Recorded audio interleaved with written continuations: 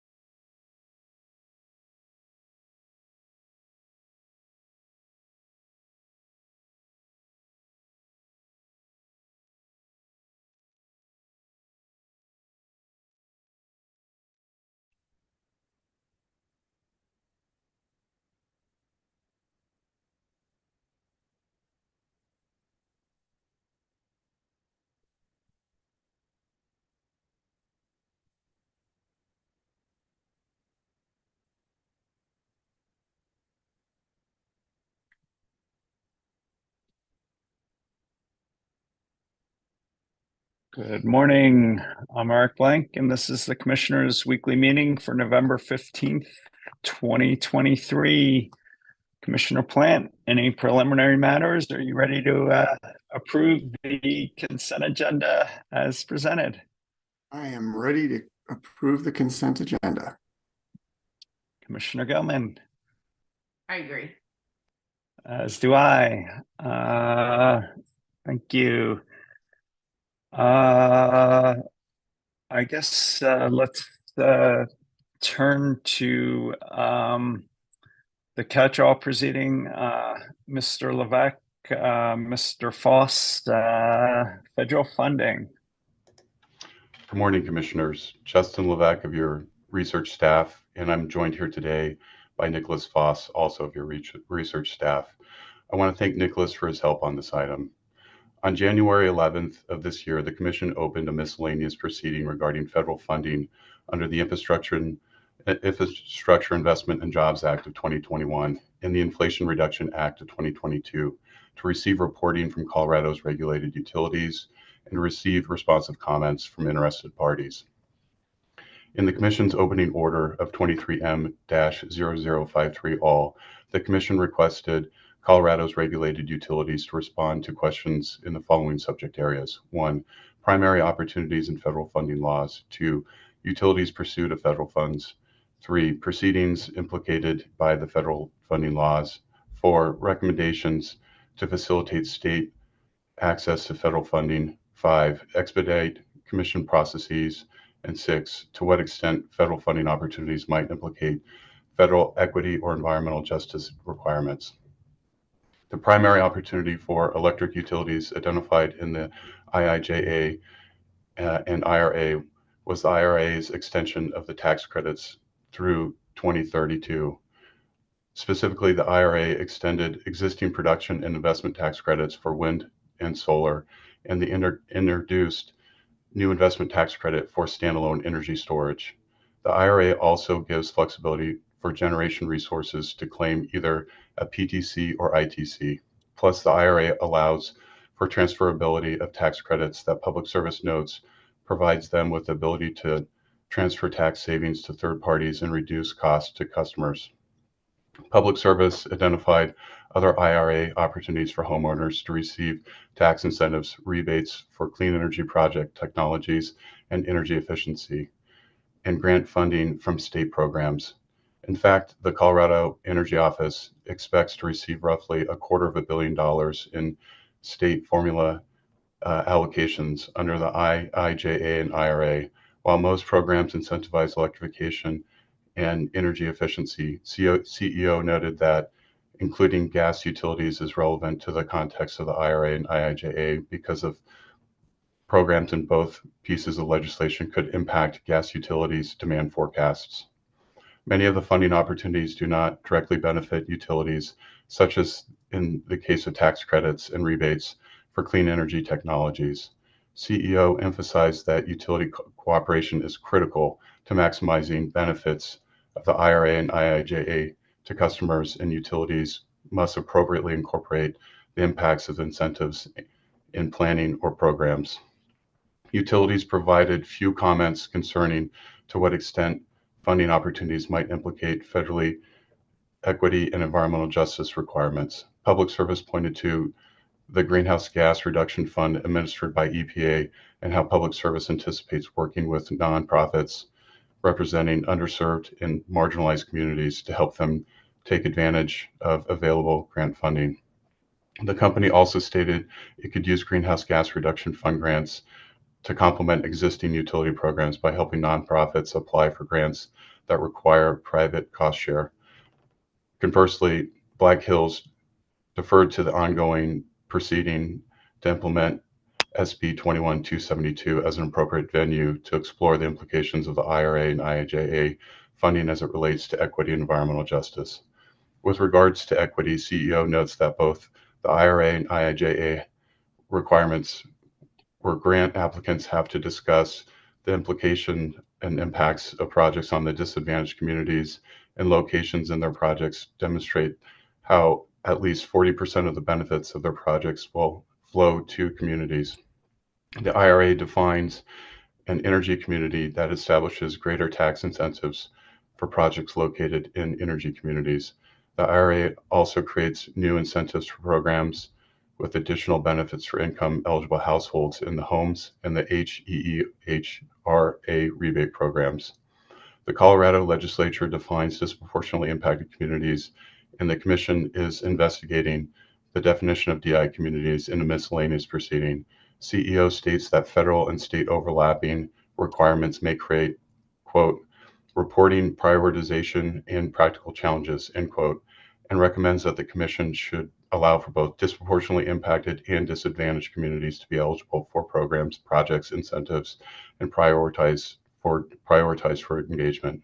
For example, CEO states that Charge Ahead Colorado program offers enhanced incentive for projects located in a community that meets or exceeds the 90th percentile of Colorado's environmental screening scores, aligns with the Justice 40 definition of disadvantaged communities, complies with Senate Bill 21260, and is designated for transportation equity community or is on tribal land. It should also be noted that neither Atmos Energy, Colorado Natural Gas, or Lumen provided useful responses to any of these questions. I can pause here for discussion, or I can move on to our recommendations. Commissioner Plant, any comments, thoughts, discussions, or would you like to hear Mr. Levesque's recommendation?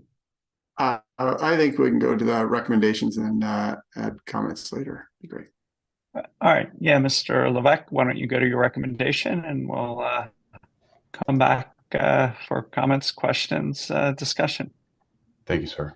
To maximize the benefits of the IRA and IIJA laws, we recommend requesting that the utilities do the following. 1, in future filings, require utilities to discuss how they plan to capture and maximize the benefits of these laws. 2, provide report updates twice a year regarding funds that are actively being pursued and funds successfully received. These reports should include data showing the number of projects, types of projects, and the amount of funding. 3, how utilities are adjusting their planning assumptions, predicted cost of assets, adoption rates of energy efficiency technologies, distributed energy resources, electric vehicles, and other electrification measures. And 4, provide an assessment of internal utility resources and costs needed to maximize these benefits. I'll pause here for questions or discussion. Commissioner Plant. Thanks. I really appreciate your work on this, and I'm happy that we're really looking into this and getting some consistent reporting from the utility on how they're taking advantage of these kinds of opportunities. And I know that this applies to, I think it applies to future proceedings. And I would like to see if the utility would be a little bit more granular in terms of, existing proceedings, in terms of what incentives they're taking advantage of within the IRA and the IIJA. Just for example, there's been discussion about $10 billion worth of incentives from the IRA in the latest ERP, but I'm not sure where those are. I don't know what constitutes that calculation, and so it would be good to know that. In addition to ways in which they are maximizing the benefits of the IRA, I think it would be interesting if the utility could suggest as well ways in which current rules or procedures might not accommodate maximizing the IRA. So if we do have, for example, requirements within our procedures that would be able to be maximized more effectively with the IRA if they were tweaked or changed in any way, I think that would be a good thing to know. One thing that comes to mind is, I think, on community solar gardens, I think we have for the low income components, we require 100%. Is that right? Of a low income solar garden, but the incentive actually triggers at 50%. So would it be more effective to do to split that low income subscription across 2 different solar gardens and get the full tax credit on both, as opposed to, you know, getting it on just one with 100%, because I don't think you get any additional incentive between 50 and 100. So things like that, ways in which we might be able to maximize, you know, effectiveness. The other thing that I'd be interested in knowing is ways in which the utility is communicating and marketing and assisting their customers in taking advantage of the various different incentives. I mean, I think the tax credits are, you know, one way in which they can communicate those things. But also we have next year a number of rebates that are going to be rolling out from the Energy Office, and ways in which they're going to be assisting their customers in both understanding those incentives, as well as applying for or receiving those incentives. Any way they can streamline that process for their customers, I think would be very helpful. And also just helping people understand, you know, one of the things that we've talked about is sort of the EV tax credit, for example, is a little bit confusing, and also, you know, seemingly constantly changing. So there's you know, the what vehicles qualify, what, you know, costs of vehicles qualify, what income levels qualify, what vehicles, you know, have met the manufacturing requirements for and mineral requirements for a full credit versus which ones have only got the half credit versus, you know, all those things. And then, you know, leasing options as well, because sometimes the credits can be taken for vehicles that don't get the credit if you buy it, but do get the credit if you lease it. So there's so many different aspects of that I think the utility could help to clarify for their customers and help them understand that. And the final thing I would say is ways in which, because a lot of the IRA and the IJA are targeted, mostly the IRA is really targeted at disproportionately impacted and low income communities, ways in which their income qualified programs can benefit from taking advantage of the incentives that are available under the IRA, both tax credits, ways in which they can facilitate those tax credits, but also the rebates that are coming through the Energy Office, which are largely targeted towards income qualified populations. Hope that wasn't too much. Hopefully, Mr. Levesque, Mr. Foss, you got that down or were aware of Commissioner Plant's comments, and you might send over something if, to the extent you have it, Commissioner Plant, so the flavor of that gets in the order. Commissioner Gilman. Thank you. So yeah, I would say just recapping some of Commissioner Plant's items, and then I had perhaps a little specificity to offer in some of the 4 that were offered by Mr. Levesque.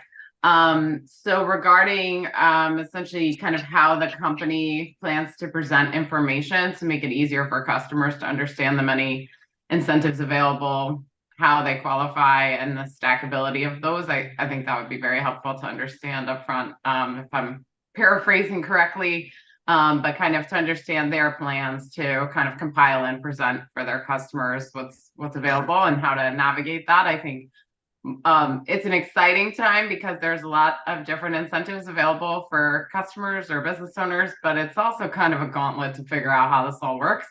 And like to the extent that you know, I would more or less agree with the premise. The utility is probably the most accessible kind of touch point for customers to understand and compile this information and be able to access it. That seems an appropriate venue to have a lot of this compiled. So I think it would be very helpful to understand kind of their plans to present that timeline and what they anticipate kind of doing to help their customers. And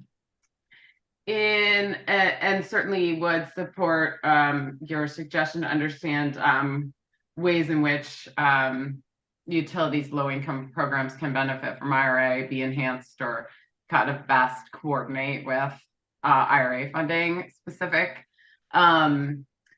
With regard to the first item, sorry, I kind of worked backwards because I think the first item's the hardest. Ongoing proceedings.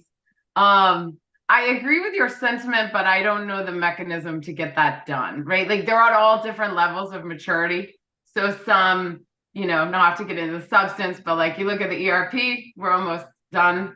TEP, we're fast approaching a hearing. Clean heat plan, we got more time before a hearing. So like we have this kind of range. So have you thought through like a mechanism? I mean, I agree with the sentiment, but it feels a little hard to implement to get, are we asking for a filing in every ongoing proceeding, of which there are lots and lots? Like, how do we get there? Yeah, thank you, Commissioner Gilman. No, it's a good point. And I'm not asking for any separate procedure. It's just really more being a little bit clearer on that information for the existing filings, because we have obviously a clean heat plan, huge implications there. TEP, huge implications there. ERP, huge implications there. And they've already basically given us some generic numbers, but I don't know how those numbers were calculated. So having a little bit more, we could say it's not a requirement, but a request in these existing proceedings to try and give a little more color to the ways in which the IRA and the IIJA are being taken advantage of or playing a role in those proceedings in terms of, calculating cost effectiveness and also the incentives that are being taken advantage of, or maybe taken advantage of by customers due to that program. Okay. Maybe just say it's a request. That's helpful. Well, and I think it can serve as fair warning for things coming up with hearings, especially before the commissioner, where Commissioner Plan will be. But ERP with a very large example, there's not a lot of process left there. So I don't know how we get the information, maybe in that particular one, but in the other feels like fair warning for hearings, but we're interested to understand how this relates and how it's been calculated. Okay, cool. So for your first question, I think I covered each of Commissioner Plant's points. So Mr. Levesque, just a little specificity I'd offer on just 3 of your 4 suggestion points. On the first about in any future filing showing how IRA and IIJA funds have been maximized. For me, I think it might be easy to get a rather generic answer there. So it'd offer a little more specificity to be sure we really understand the context and the baseline. So I would just add a little color there that I would like to see the utilities identify the maximum available incentive relevant to whatever the subject matter is in that specific filing, and then why the level they're projecting is the most appropriate. And I think this actually very much relates to Commissioner Plant's thought on, is there some roadblock we're not seeing that could unlock more money? Great, tell us about it. And so I think that level of specificity where we better understand the baseline of what's the best we could do with this, whatever filing type, and why is this the right level? And are there suggestions to better optimize that level? Would just give us a little more, more fully paint the picture than just saying, show us you maximized it, which is a little squishy. I think we kind of need to see that full picture for the first. No suggestions on the second for reporting.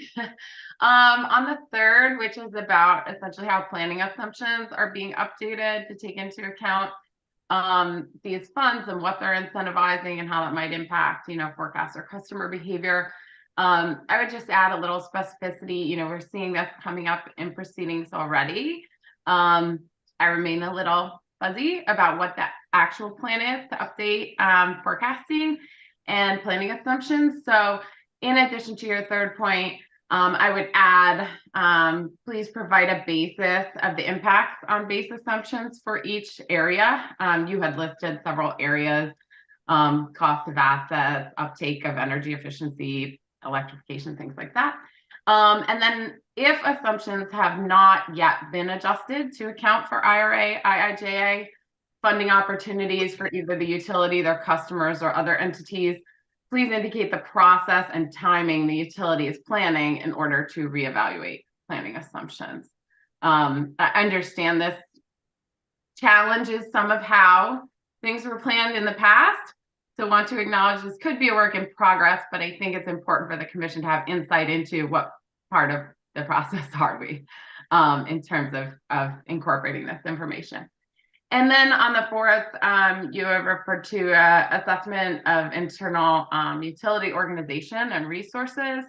I think that's certainly very helpful so we can understand, again, to Commissioner Plant's point, if there's some roadblock here we're not seeing, that would help us better maximize. Let's identify that early and have everyone in the same understanding.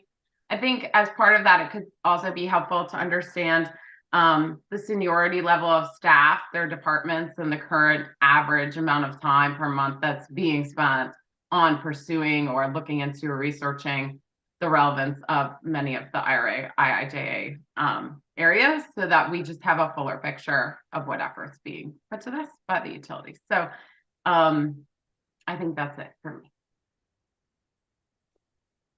Thank you, Commissioner Goman. I just say I support the requests of my colleagues. Appreciate you, Mr. Levesque, Mr. Foss, bringing this forward, and Commissioner Plant, Commissioner Goman, would you guys like to just do this as a TBC order so you can see the language in the final order and make sure it comports with how you'd like to see it? Commissioner Plant, Commissioner Goman? That sounds good to me. All right. Yeah, just to be clear, Mr. Levesque, there's no like specific deadline we're working towards. I mean, obviously time is of the essence to pursue some of these funding opportunities and better understand, but seems like we would have time for a TBC, to my understanding. Yes, Mr. Levesque? Yes, we have time. Okay. All right, so that's going to be a TBC order, Mr. Levesque, consistent with this discussion. Anything else, Mr. Levesque, Mr. Foss? No, thank you, and happy Thanksgiving. You too. Thanks. Proceeding number 23A-0500T, Ms. Dana. Good morning, Commissioners. Jolene Tennant from your Telecom Program Section. On October 9th, 2023, the Washington-Yuma County's Emergency Telephone Services Authority filed a request for an emergency telephone charge increase pursuant to 2911-1022C, which requires Commission approval for emergency telephone charge rates in excess of the threshold, which is set at $2.05 per user per month for 2024. The proposed increase is from $1.97 to $3.25. That's a 65% increase to go into effect February 1st, 2024. This is Washington-Yuma's third application. They received Commission approval to raise their surcharge rate from $1.25 to $1.75 in 2016. The applicant funds the Washington-Yuma Combined Communications Center, which serves 4 law enforcement agencies, 15 fire departments, and 5 ambulances. Additional funds to be raised would amount to about $1,175,800 over the next 6 years, and primarily be used for increasing administration costs and insurance rates, capital equipment expenses, including an upcoming phone system replacement and console upgrade in 2024, and increasing maintenance agreements. There's been no intervention or public comment.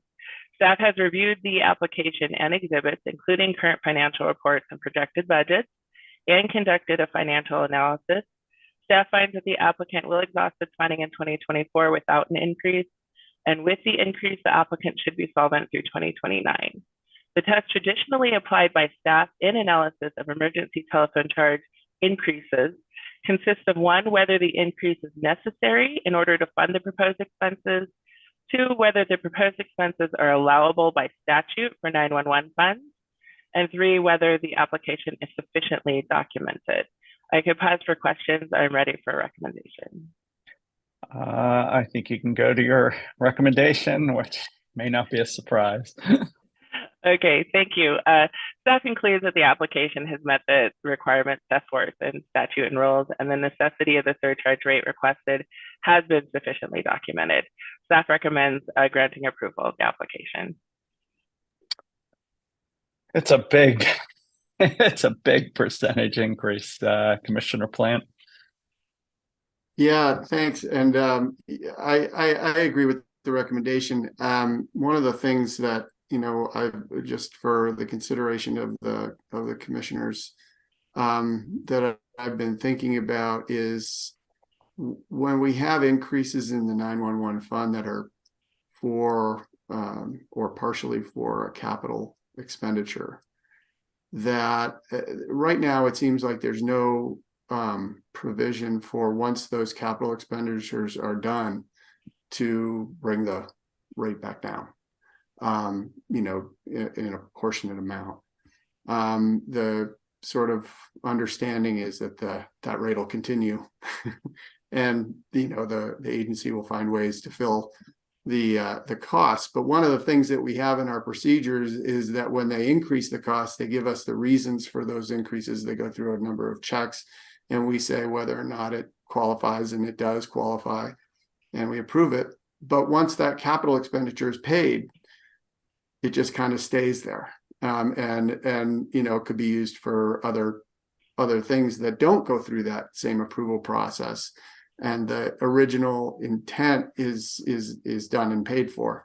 It obviously doesn't apply to your operational and you know, ongoing expenses, but for capital expenditures, it concerns me that we don't have some sort of mechanism to lower the rates back down, or have the applicant file, if they want to continue that rate increase, some sort of thing that they're going to be putting that money to that would meet with the qualifications that we originally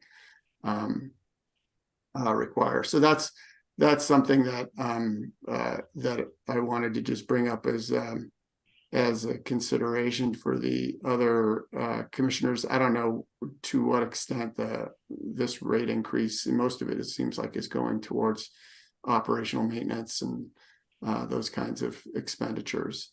But in other cases, we may have situations where a significant component of an increase is going to a capital expenditure, and it would be, I think, more fair to the consumers to have some way of bringing that rate back down once those capital expenditures are expired. So I agree with the recommendation. I just wanted to throw that out there for the consideration of my fellow commissioners. So just so I'm clear about what you're suggesting. So for this one, we're just gonna, since this appears to be mainly operational and staffing increase and less capital expenditures, you're proposing to approve it as is with no future checkpoint, but you're bringing to our attention for the future cases where the driver of the rate increase is mainly capital, that you may want to put a checkpoint in. So if the capital is amortized over 5 years, at the end of the 5 years, the 911 body would have to come back to us and get a further approval to keep the rate higher. But you're not requesting that in this instance. Is that a fair summary of how you're thinking, Commissioner Plant? That's correct. Okay. Commissioner Gilman. Yeah, I think that's a fair comment. And Ms. Sina, I'm just wondering, do we get that level of specificity in budgeting in terms of, like, is it specific enough and does it go out far enough for us to understand kind of the actual period in which we must accrue funding to cover the capital expense versus when that capital expense has already been paid for? We do get that level of detail. And we usually go out about 5 to 6 years. We ask for a 5-year budget. Some of them give us a little bit more, so we can see a little bit bigger of the picture. But yeah, we get 5 years, and we actually split it out between operational and capital outlay, so we can provide that percentage or provide those numbers as well. Okay, yeah, that seems helpful.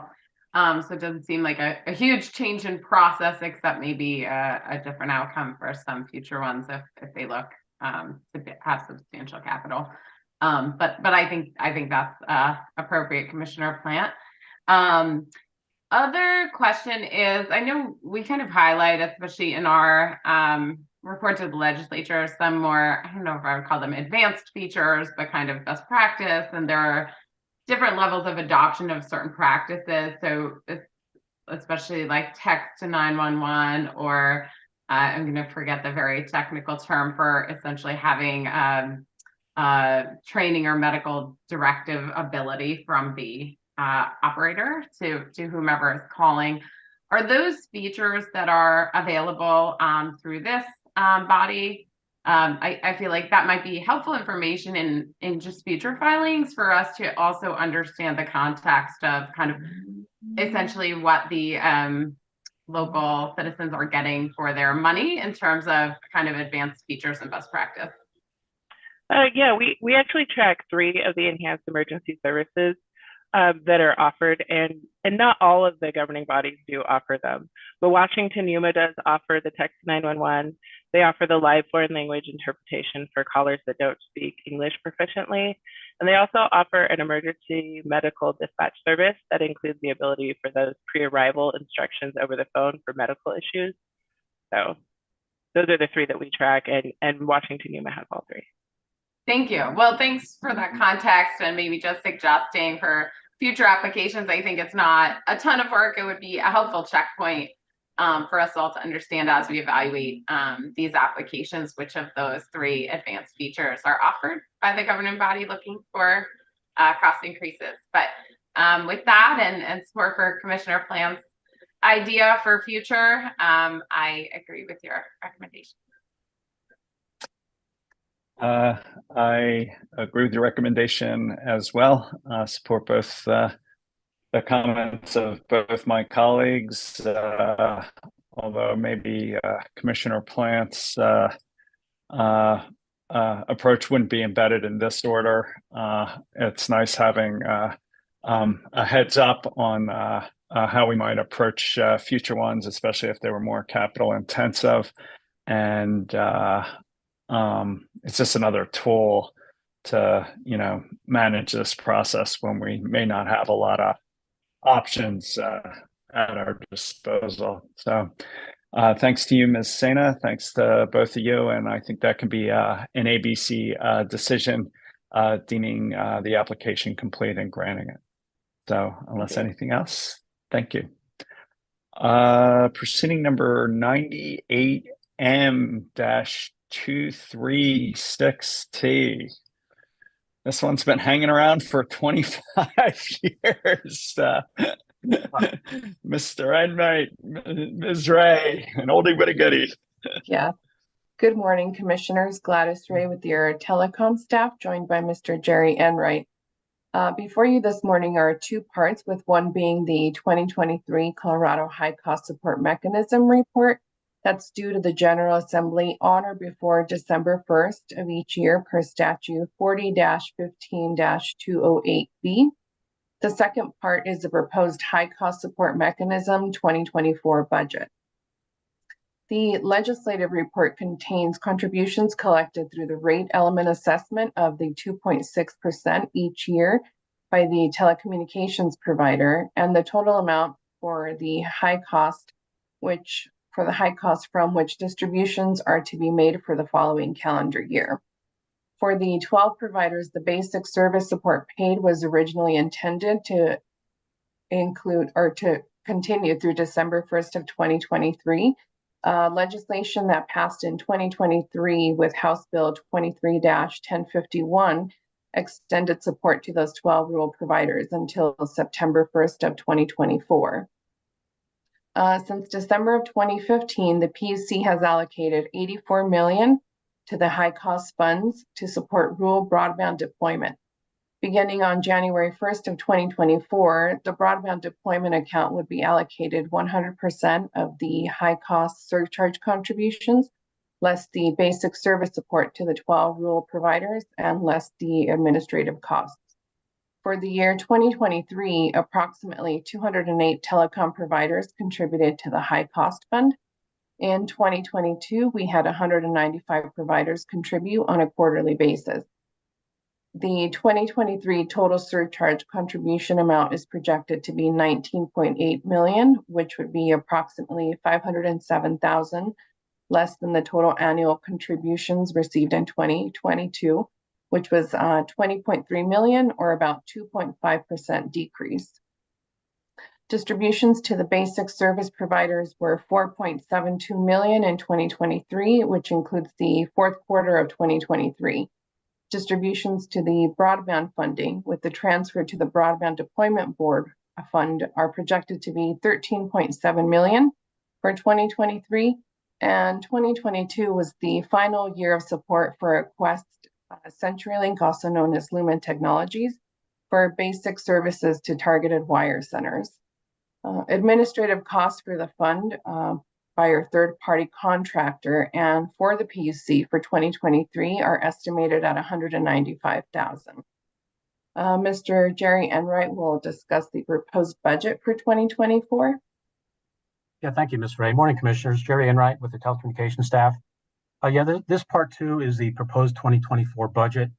The repeal of the sunset of the high cost support mechanism is scheduled for September 1st of 2024. This is pursuant to Title 40-15-2086.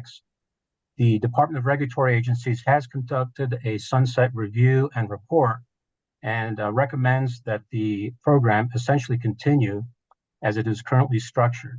This report was released on October 13th of this year. With that recommendation from DORA and some information from one of the stakeholders, it does look like there's a high likelihood that there will be some proposed legislation next session related to the fund. Now, whether the high cost support mechanism is to continue as is, be modified, or possibly add new elements related to the broadband issue remains to be seen. Well, with the sunset of September 1st of 2024, we have and are proposing a modified 2024 budget. This is different from the previous budgets, from the 4 annual budgets from 2020 to 2023, where we essentially had full year budgets. With September 1st of 2024 being the repeal date of the high cost support mechanism, or 8 months into 2024, a budget of 8/12 or 2/3 of the calendar year for collections and payments or disbursements has been prepared. For the surcharge collections of what we project to be $19 million for 2024, we anticipate a projected adjusted amount of collections of $12.67 million for the modified budget. Payments for basic service, as Ms. Ray mentioned, of $4.72 million. This is a fixed amount for those 12 rural providers that receive support on a quarterly basis. We anticipate $3.15 million for the budgeted year. As far as the big transfer, the transfers to the broadband fund, with that $19 million of collections reduced by payments to the basic service providers and our administrative costs, as well as those of the third-party administrator, we anticipate $12.94 million, or adjusted for the shortened year of $8.6 million. As far as administrative costs, we do have a third-party contractor that assists us with invoices, payments, and transfers. And we do have a 3-year contract that began with them of November last year. So their contracted amount is essentially fixed at the amount of $46,200 per year. We essentially pay them on a quarterly basis, $11,550. As far as the commission, for any wind down or possible modifications due to any legislation, we're proposing the same amount of administrative costs that we're anticipating for 2023 calendar year. This would be the amount noted by Ms. Ray of $149,000. So total administrative costs of the outside contractor and the commission's administrative costs would be about $195,000. All of this assumes that the surcharge remain at the 2.6% level of Colorado intrastate revenues, as we recommended to the Commission previously on August 30th of this year. This is a requirement in the statute at 4015-2082 that if the surcharge exceeds $25 million of collections in 2024, it could have been reduced. But with collections hovering around $20 million, there was no adjustment to that 2.6%. So with that, unless the Commission has any questions or comments, staff is ready with its recommendation. Yeah, if you can make your recommendations, then we'll come back with questions, comments, a discussion, or a vote. Yes, Chairman. The staff recommends that the Commission adopt and submit the annual CHCSM, or High Cost 2023 Legislative Report as required, and adopt the modified 2024 CHCSM budget, noting that this will likely be revisited following the 2024 legislative session for any new legislation. We do have a draft decision that is prepared that includes that recommendation, but we better wait for any comments or questions first. Commissioner Plant. I agree with the recommendation, and the only comment that I would make, if anybody who's thinking about this legislation is listening, is my understanding is that the fiscal year for this program is funding is September 1st, which doesn't align with anything. I mean, the state fiscal year is July 1st, the federal fiscal year is October 1st. And, you know, it's a quarterly program, and the September 1st is the end of the quarter or the beginning of the quarter. So it's kind of like just a date that falls in between a lot of other things. So maybe if they're going to redo this, they could align the year with something that makes a little more sense. These guys would know what would make more sense, but yeah, where it is just seems like it was a bit arbitrary.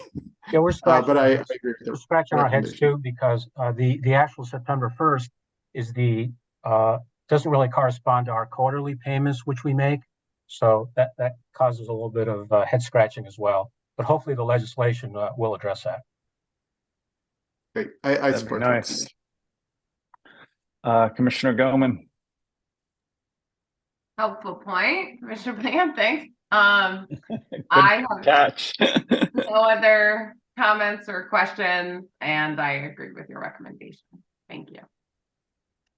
As do I, and Mr. Enright, Ms. Ray, that can be an ABC decision approving the 2023 report and the 2024 high cost mechanism budget. So thanks to you both. I would like to add that we'd like to thank Ms. McLaughlin for her continued support of the high cost fund. She's been doing this for about 10 years, so I think some mention of this is warranted. Thank you. I will add my appreciation to yours, sir. So thank you. Thanks to both of you. As we turn to energy and water issues, to accommodate some travel schedules, I'd like to start with 23M-0005E, Mr. Davis and Ms. Rosati. Good morning, Commissioners. I'm Ron Davis of the Commission's advisory staff, and thanks for taking this matter first. I am joined by Wendy Rosati, Commission Counsel. Every year, no later than April 30th, the Commission's rules require that each electric utility to file information on proposed new construction or extensions of transmission facilities for the next 3 calendar years. We generally call these filings Rule 3602 reports.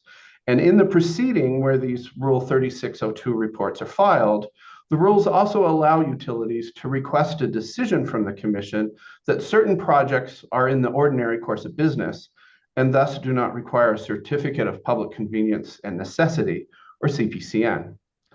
Public Service Company of Colorado, Black Hills Colorado Electric, Tri-State Generation and Transmission Association, and Core Electric Cooperative timely filed the required information. And pursuant to the rules, the Commission set a comment period regarding those reports. Public Service presents 2 new projects: the Metro West Recovery Project that entails the conversion of the customer from distribution to transmission service to meet increased load, and the Sun Mountain Interconnection Facilities Project, a new generation interconnection already constructed at the substation in Pueblo.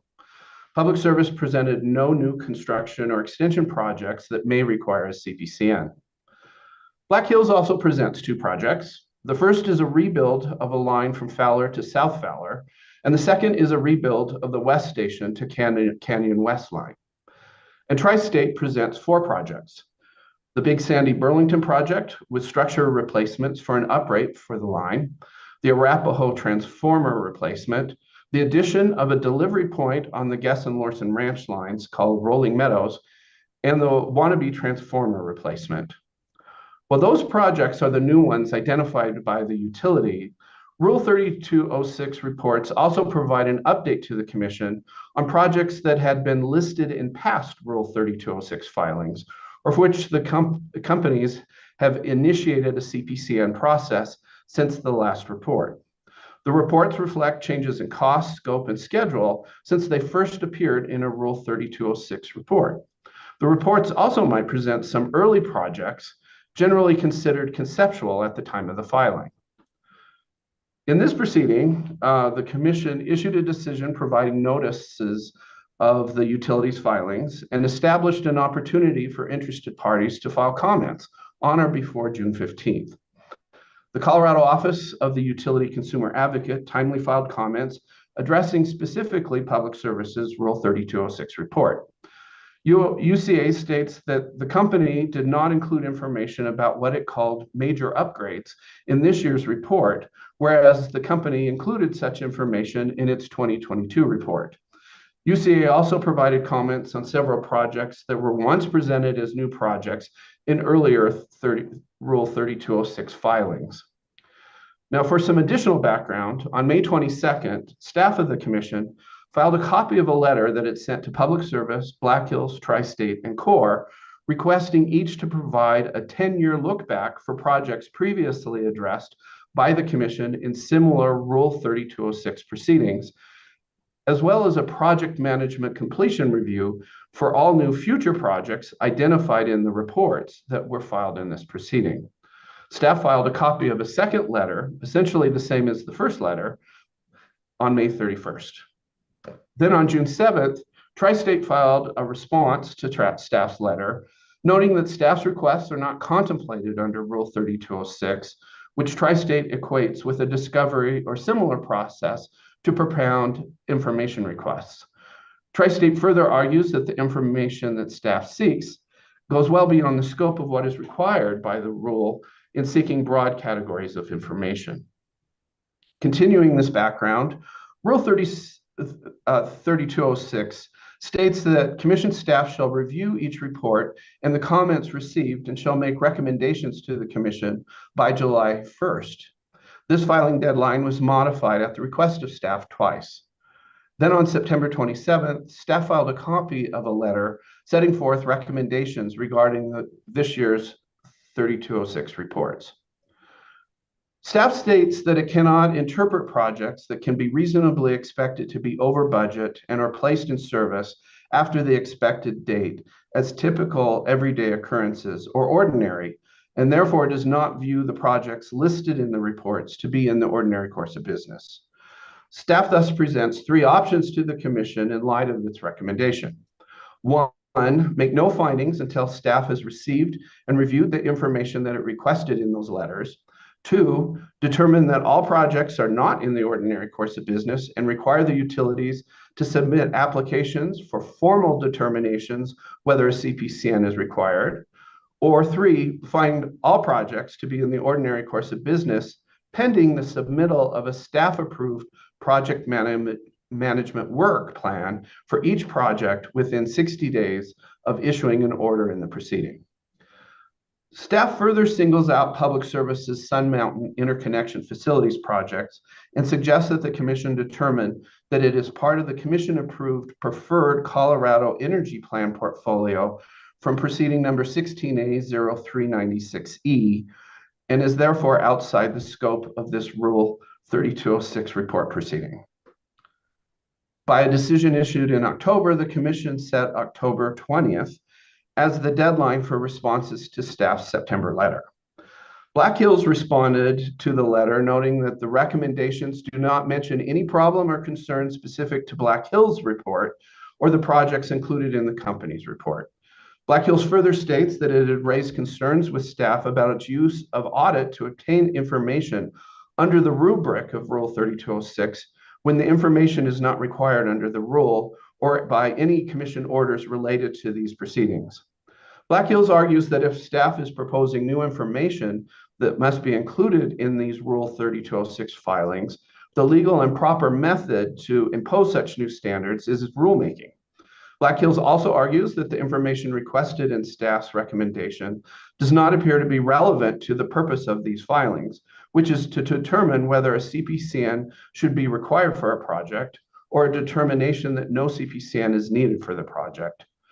Black Hills thus requests that the Commission reject staff's recommendation and evaluate its projects under the standards contained in Rule 3206.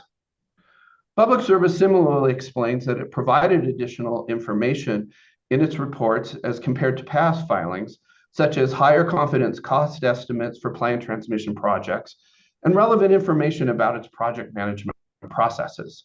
Public Service references audit responses it submitted to staff and argues that staff's recommendations are not supported by the Commission's rules and that they impose new standards and requirements. Public Service raises concerns about how staff's actions and recommendations in this proceeding reflect advocacy in past and currently pending litigated proceedings. And the company further points to the pre-rulemaking repository proceeding in which the Commission is now seeking information in part concerning this Rule 3206. Public Service argues that the pre-rulemaking is the proper forum for the discussion of potential new standards and requirements and an evaluation of the purpose and effectiveness of this Rule 3206 process. The company asks the Commission to reject the recommendations in staff letters and decide that no CPCN is required for those two projects it identified for such determination in its filing. And Tri-State also argues that the adoption of any of staff's recommendations would be inconsistent with the rule, which instead contemplates only one finding, namely that by submitting the proper information, the report may request a decision that projects are in the ordinary course of business and do not require a CPCN. Tri-State further argues that the budgets and in-service dates for the projects reported in Tri-State's past reports are not at issue in this proceeding. Tri-State also explains that any suggestion that the Commission approves cost and in-service dates as part of a Rule 3206 process is misplaced.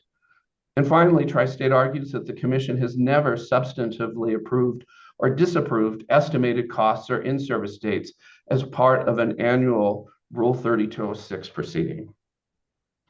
In its response to staff's letter, UCA states that it will work with staff and the utilities to obtain more information and make further recommendations on whether the proposed projects should require CPCNs or may be constructed with the ordinary course of business. UCA recommends that the Commission delay issuing a decision in this matter for up to 60 days. So that brings us to this morning and the decision before the Commission. I recommend that the Commission proceed in a way that it has in the past and to take up this morning's utilities request for a determination that no CPCN is required for certain new projects identified by the utilities, or otherwise either a formal determination should be sought whether a CPCN is required or a determination now that a CPCN application is necessary. This approach would bring before you a decision whether to find the following projects are deemed to be in the ordinary course of business and therefore require no CPCN. For public service, that's the Metro West Recovery Project and the Sun Mountain Interconnection Facilities. For Black Hills, that's the rebuild of the Fowler to South Fowler line and the rebuild of the West Station to Canyon West line. And for Tri-State, it's the Big Sandy Burlington Uprate Project, the Arapahoe Transformer Replacement, the Rolling Meadows addition as a delivery point on the Gesson-Lorson Ranch lines, and the Wannabe Transformer Replacement. With that, I can answer questions, turn it over to you for your discussion, or provide a recommendation. I think you already did provide a recommendation, Mr. Davis, but if you have anything to add, why don't you add that, and then we'll come back for a discussion, comments, questions, or a vote. Sure. So as I said before, Paragraph 3206D of the Commission's rules allow utilities to request a decision when certain projects are in the ordinary course of business and do not require a CPCN. Pursuant to the rules, I suggest that the Commission find that all of the projects I just listed for public service, Black Hills, and Tri-State be deemed in the ordinary course of business and therefore do not require a CPCN. With respect to the unusual circumstances of this case, I recommend that the Commission agree with the utilities that staff's recommendations in its September 27th letter do not comport with the rule and are inconsistent with the Commission's prior decisions regarding 3206 reports. I suggest that you affirm that Commission determinations made in this proceeding differ significantly from the process by which a utility receives a CPCN for a transmission project, and therefore do not require the presentation of the detailed information required in a CPCN proceeding. And that you agree with Public Service that an evaluation of Rule 3206 is properly addressed first in the pre-rulemaking repository proceeding that it mentions in its comments, and then the subsequent rulemaking proceeding that we expect to begin next year. As stated in decision number C230640, the pre-rulemaking specifically addresses Rule 3206. I appreciate it, Mr. Davis. I mean, I'm just struggling with this whole thing, given the cost overruns we've seen elsewhere, and have some comments, but start with you, Commissioner Plant. What are you thinking on all this? Yeah, I agree with the recommendation. I share your concerns, Mr. Chairman. It seems like, though, right now what the process instructs us to do is either say that these are in the normal course of business and don't require a CPCN, or they do require a CPCN, in which case they would go to a CPCN. So they seem to me that they're in the normal course of business, but if you have different perspective, I'd like to hear it. But until then, I would agree with the recommendation. Commissioner Goman. Yeah, thank you. And sorry, there's some background noise here, if it's too much, let me know. You're good. Yeah, thanks, Mr. Davis. I think I agree with your recommendation, but this conversation kind of needs to occur. I mean, it seems like the impetus for the new controversy with this Rule 3206 filing is essentially staff's position that there's a propensity for projects to be over budget and delayed, and sometimes both. And that's consistent with staff's position in other proceedings. And I think that underlined by essentially a lack of ability to track this situation for transmission projects that are deemed to fall in the ordinary course of business. So, in CPCN, Commission certainly beginning to implement PIMs and do other cost control and timing mechanisms to ensure that we can track the success and appropriateness of the budgeting. But there just isn't a mechanism here, which kind of seems to be the reason we're seeing staff asking for how has it gone in the past. So there can be some tracking here. So, I kind of appreciate that. I think that is an issue. It sounds like from both the over budget and timeliness, as well as the ability to track and understand how things are going. So it sounds like from your recommendation, you think that the pre-rulemaking, the transmission rulemaking essentially and its pre-rulemaking is the appropriate place to address these concerns and determine if there are new kind of procedures or reporting necessary to address those concerns. Yes, absolutely. That's we've been seeing in this case and in other cases, especially the TCA proceedings, that there's concerns about the costs and the differences in costs that are the final costs versus what are presented as initial estimates, and this is something that is integrated with CPCN filings, with the implementation of the transmission cost adjustment for the investor-owned utilities, and for rate cases for the investor-owned utilities, where the new transmission plant goes into rate base, and that is where prudency determinations are formally made by the commission when the transmission projects, the cost recovery moves from the rider to the base rates. So it's all very much integrated, and that's why staff has asked for the pre-rulemaking and is working to help the commission examine all of these processes together in the forthcoming rulemaking.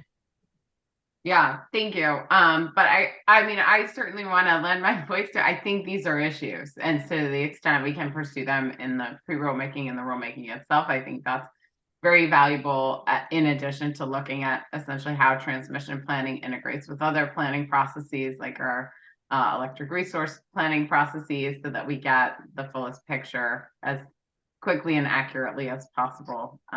It is very helpful. So I agree with your recommendation, but just wanted to essentially agree that these are issues, and I certainly hope that we pursue them within that rulemaking.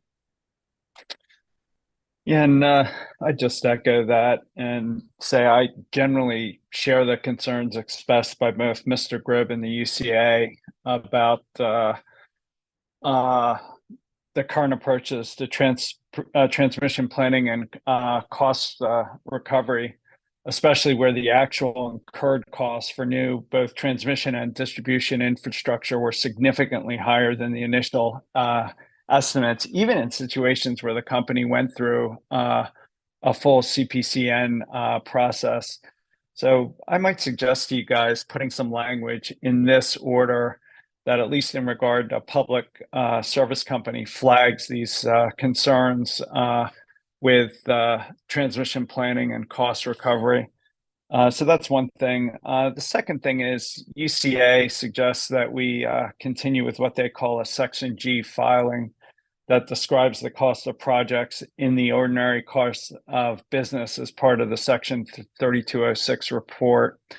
And it may not be consistent with our prior decisions in the history of this, but it would be helpful, at least to me, to see estimates, at least for public service, describing the cost of projects that are in the ordinary course of business. Other than that, I agree with Mr. Davis that that especially given the small impact of the two projects Mr. Gribb outlines on customers. One is customer funded and the other is $2 million, that I don't think we should require CPCN and just deem that in the ordinary course of business. So I guess back to you, Commissioner Plant, Commissioner Gilman, would you be okay with some language in this order that just flags, this concern about cost overruns and requests that we keep getting information about the costs that are in the ordinary course of business? So Commissioner Plant, any thoughts on any of that? Commissioner Gilman's comments, Mr. Davis's clarifications, or my request? Yeah, no, I would support that additional language. Commissioner Gilman? Yeah, I support that. And I mean, I think essentially I have the same concerns and was kind of drawing the line that these are concerns and the appropriate place to address them is in that pre-rulemaking. And then essentially the rulemaking, you draw that same kind of line in these comments, or just want to identify them as concerns and not necessarily where we should take them up. Yeah, I mean, maybe in the pre-rulemaking and elsewhere. I think the problem is the cost overruns are occurring after the CPCN. So even projects that had full CPCNs, we've seen substantial cost increases afterwards. So it's not just getting the right projects in the CPCN. It's even once we're in the CPCN, how you make sure that the actual costs are consistent with the initial estimate. So if you look at where the cost overruns have occurred, it's largely in projects with CPCNs. So I'm not convinced that just getting the rules right about what projects get a CPCN and which projects are in the ordinary course of business fully solves the problem. So to me, it's like we have all these processes, Rule 3206, the TCA, rate case, prudency reviews, the CPCNs, and as a whole, I don't think those processes have collectively been what we need to, make sure that the actual costs match the estimates. So I'm not convinced that the pre-rulemaking and rules that allocate projects between ordinary course of business and a CPCN fully solve the problem. Does that make sense, Commissioner Goman? Yeah, I think that's reasonable, but given I think primarily concerns in CPCN projects and CPCN proceedings, we have kind of a unique ability, I think, to implement performance incentive mechanisms specific to that project. So I think it's a solvable issue in terms of how we pursue it in individual. Hopefully. Yeah, but projects that occur outside of CPCNs, we don't really have that mechanism right now, right? There's no proceeding where we say, oh, let's put a PIM in place for this thing. So I'd love to flag that. I think the tracking is necessary to kind of understand how has this been going.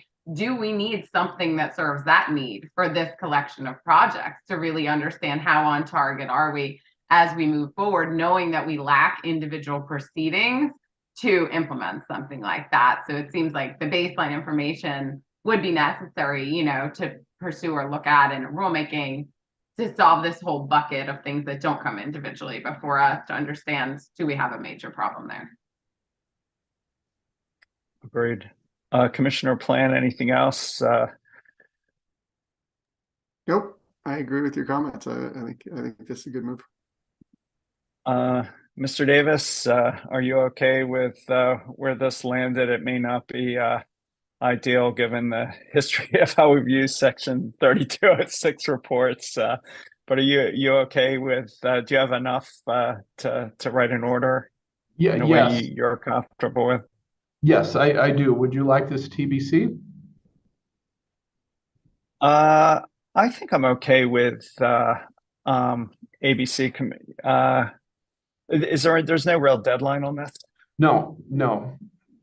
Yeah, if you wouldn't mind if we could do this TBC, Okay. that'd be great. I think there's enough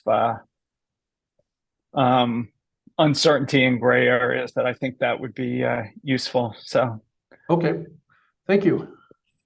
And thank you, Mr. Davis, for walking us through a very complicated procedural area with a lot of history that at least I'm struggling to come up to speed with. So thanks a lot. Moving to proceeding number 20A-0300, Ms. Friedman, Mr. Acera, Wildfire Mitigation Plan and Protection Rider. Ms. Friedman. Morning, Commissioners. I'm Ellie Friedman of your advisory staff, and with me is Commission Counsel Alex Acera. So on October 18th, Public Service filed a motion for no more than a one-year extension of the approved deferred accounting mechanisms associated with its wildfire mitigation plan, seeking to extend the wildfire mitigation plan, the WMP, cost deferral mechanisms approved in 2021 and expiring at the end of this year. Public Service requests an extension of no more than 1 year through 2024. On November 1st, staff and the Colorado Energy Consumers, CEC, each filed a response, both requesting the Commission deny the motion. As background, in July 2020, Public Service filed an application for its WMP and requested a rider to recover its WMP investments.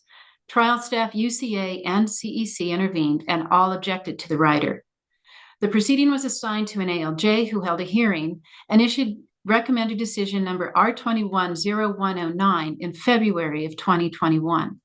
The recommended decision rejected the rider, but authorized two deferred regulatory assets. First, a capital regulatory asset to track capital costs and monthly depreciation expense, with a carrying charge equal to the company's long-term cost of debt. And the second was a distribution O&M regulatory asset with no carrying charge.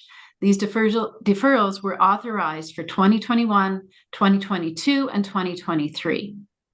Public Service filed exceptions to the recommended decision, taking issue with the authorized carrying costs for the accounts, but the Commission upheld the recommended decision on this issue. So also, in the company's most recent WMP report filed in May of this year, they show that for 2022, they were about $1 million under budget for O&M expenses at about $7 million, but some $60 million over for capital expenses at $142 million versus the budgeted the budgeted $82 million. So the capital additions include distribution conductor replacement projects, distribution pole replacements, and such.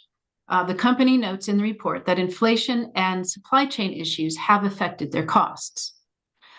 In the motion before the Commission today, Public Service requests an extension of the deferred regulatory accounts through 2024 or until the Commission approves the company's next WMP.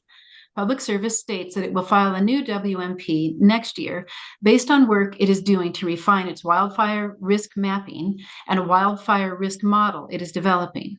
The company has hired a consultant, Todd Filsinger of Filsinger Energy Partners, to conduct a comprehensive wildfire risk assessment and to review the company's current and planned wildfire mitigation work. Attached to the company's motion is a letter of support from Mr. Filsinger.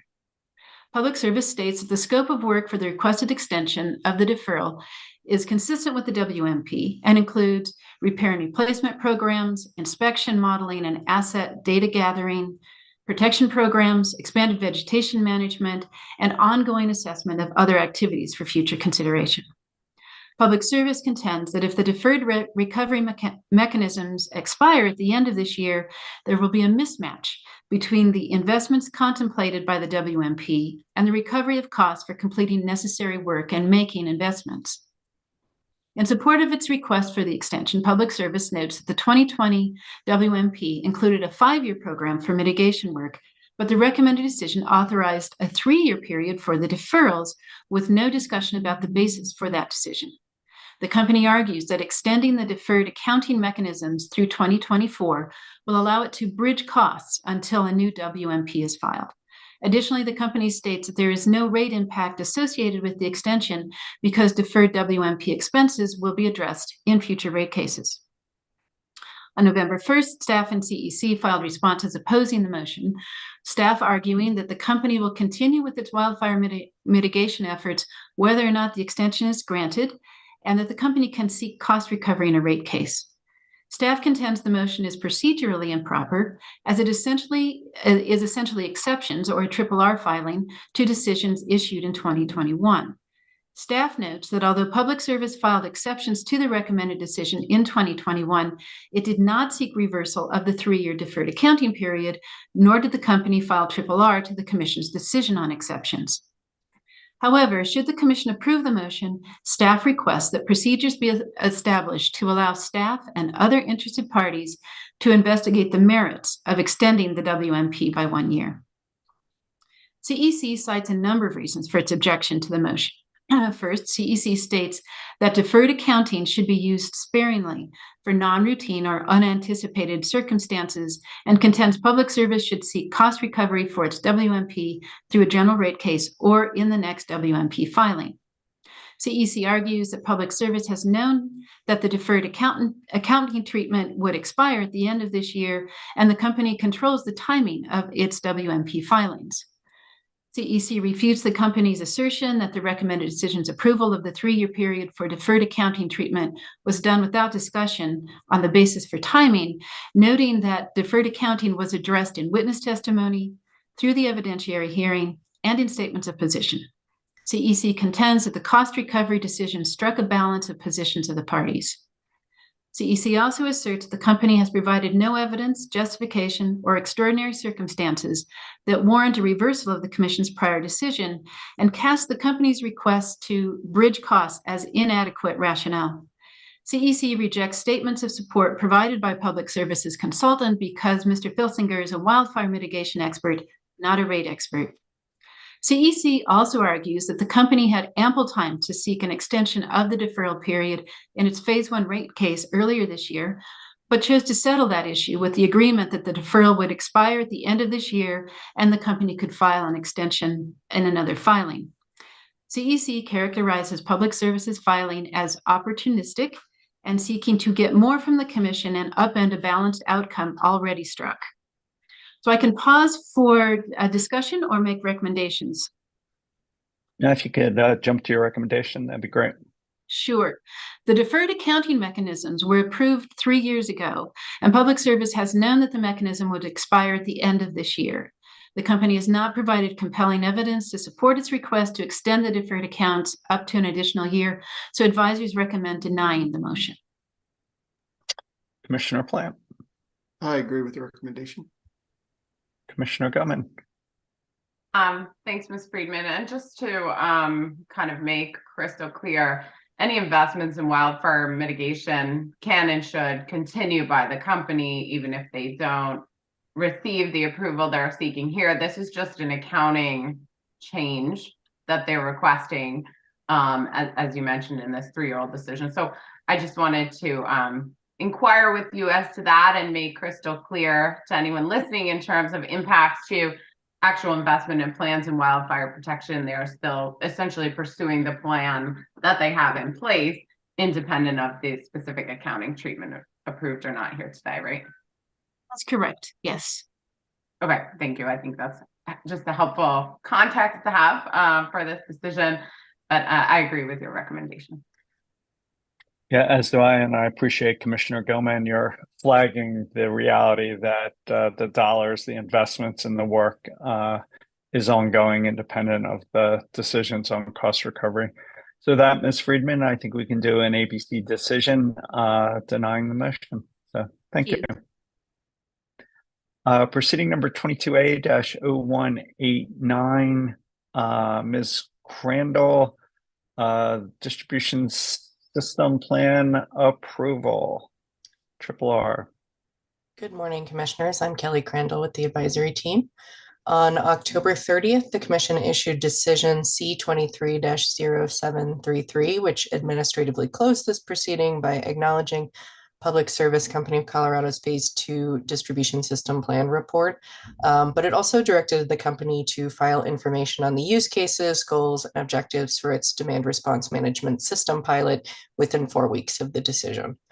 On November 17th, Public Service filed an application for rehearing, re-argument, or reconsideration of the decision with the limited item of the filing deadline.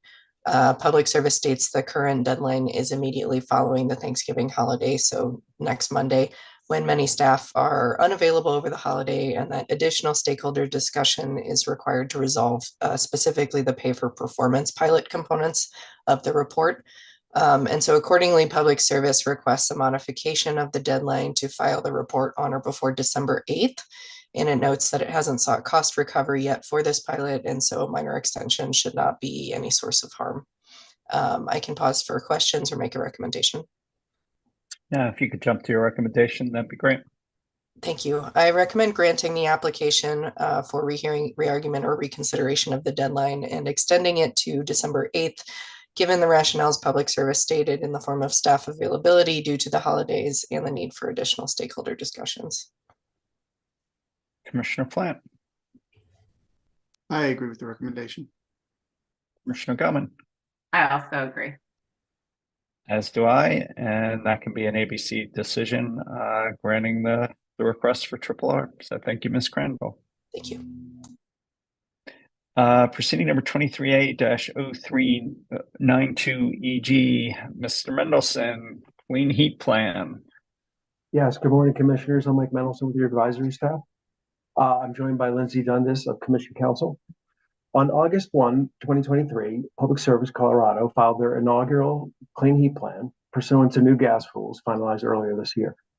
On September 6, numerous entities with intervention of right or who had requested intervention submitted a joint motion for partial summary judgment seeking the immediate removal of certified natural gas and emission offsets from the list of potential resources that could be evaluated in the company's CHP.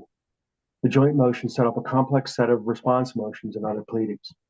On October 18th, the Commission issued 2 decisions, number C-23-0717, which established an expedited procedural schedule to address the core issues of CNG and eligibility, and number C-23-0729, which denied the motion for partial summary judgment and expanded on the threshold legal issue at hand, including that any resource proposed by the company for consideration to meet statutory emission reduction targets must in fact reduce emissions from the company's distribution and end use of gas. On October 27th, Public Service filed a motion for leave to file an amended application, in essence, removing offsets from its list of resource options and greatly reducing any potential role of certified natural gas. Again, numerous responses from the parties were received. On November 1st, the Commission issued decision number C23-0746I, which granted the company's motion to amend its application, vacated the procedural schedule surrounding the bifurcated review of CNG and offsets, and required public service to confer with the parties on a new procedural schedule to be submitted by November 13th. Public Service complied with that directive and submitted a new procedural schedule, which it says all parties agree to or take no position on.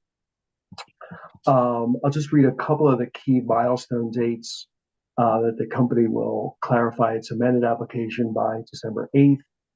Answer and rebuttal testimony are due January 22nd and February 26th, respectively. Settlement is due March 1, and hearings will be scheduled for March 11th through 15th and the 18th and 19th as needed. The procedural schedule suggests a statement of position due April 12th and the decision May 28th.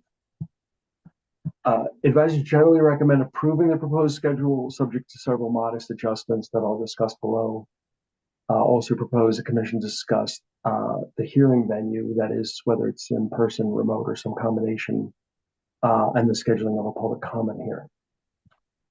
So the first decision is the settlement deadline. The proposed schedule suggests March 1, 2024.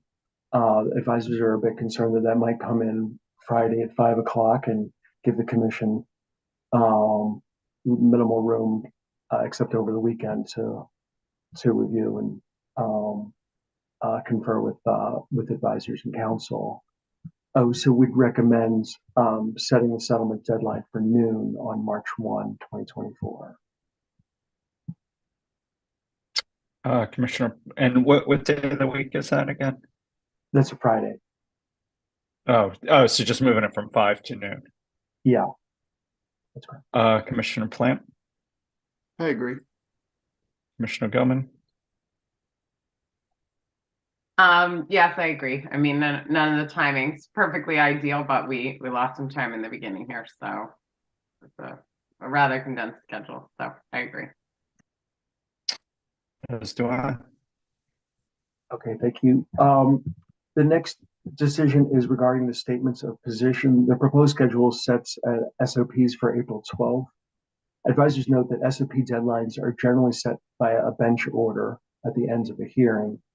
Accordingly, advisors would recommend not approving the date of the SOP at this juncture. I'm certainly fine with that. Commissioner Plant. I agree. I also agree. Commissioner Gilman. Right, thank you. Another decision is the Commission decision is suggested for May 28th. Advisors note that the application was actually deemed complete on 9/16 per decision C23-0626. Accordingly, the 250-day deadline is actually May 23rd.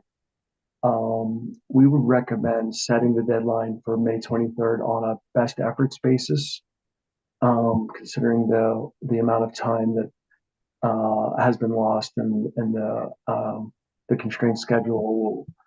We'll have to do our best to meet that, but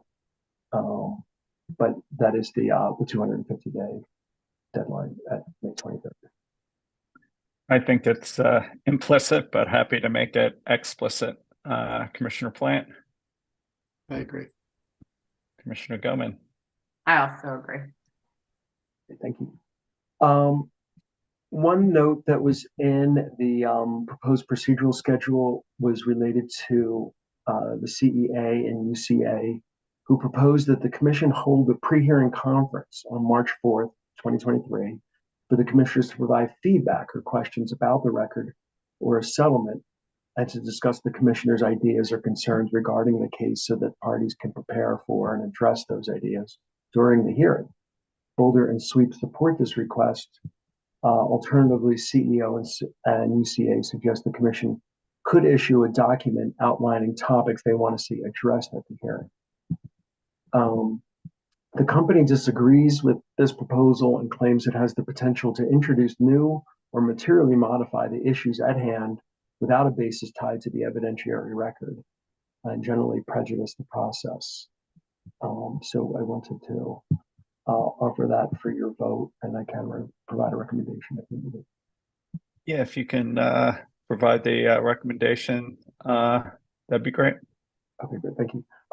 Advisory and council are concerned the proposed concept could prejudice the process or a specific party and generally lead to a lot of uncertainty as parties develop their case in the interim.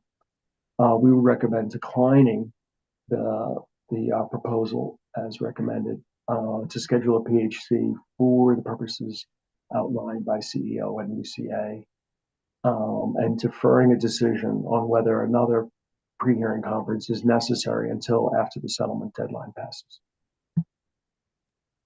Commissioner Plant. I agree. Commissioner Gilman. Yeah, thanks. I'm somewhat intrigued by the idea, but I don't understand how to avoid some of the due process issues brought up. So interested to evaluate this in the future if deemed appropriate. But I agree with your recommendation for now. As do I. Great, thank you. The next issue is the hearing venue.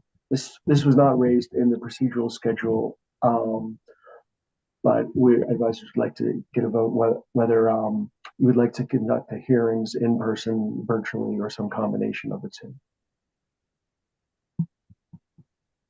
Commissioner Plant. I'm happy to come to town for it if that's what folks want to do it in person. But also happy to stay here. Commissioner Gilman, would you like some more time to look at schedules and think about this, or are you ready to commit one way or another today? I mean, my days are available because I know I can do the hearing, but perhaps it would be helpful. I mean, we didn't get any information really from the parties on this. So I don't understand the parties' ability, like the location of their witnesses and how feasible it is for parties to all come in person. So I would suggest perhaps we ask for some guidance from the parties to really understand the feasibility and kind of expense and ease of this from their end, to just better understand perspective, since we don't have anything in the proposed procedural schedule to help us understand that. I mean, I think we all understand it's an incredibly busy time for the company and really all of the parties participating here. So I would be very hesitant to make any decision, say, to do it in person without getting that input from the parties to really understand the feasibility and kind of complications they might face if we did it in person versus virtual. And I just echo that. In the phase 2 rate case, we spent a bunch of time making sure our team could be available to do it in person. We all rearranged our schedules to make sure that happened. And then the parties didn't want to do it in person or couldn't do it in person. So maybe you can reach out to the parties, Mr. Mendelson, and just see if there's a common view, or work with the company to see if there's a common view about whether we want to do this in person or not. Sure. Does that make sense? Yes, it does. Yeah, happy to do that. We'll come back to you with a later date. The last decision is on the public comment hearing. The proposed schedule suggests the commission may want to consider a public comment hearing prior to the answer testimony deadline, which is January 22nd.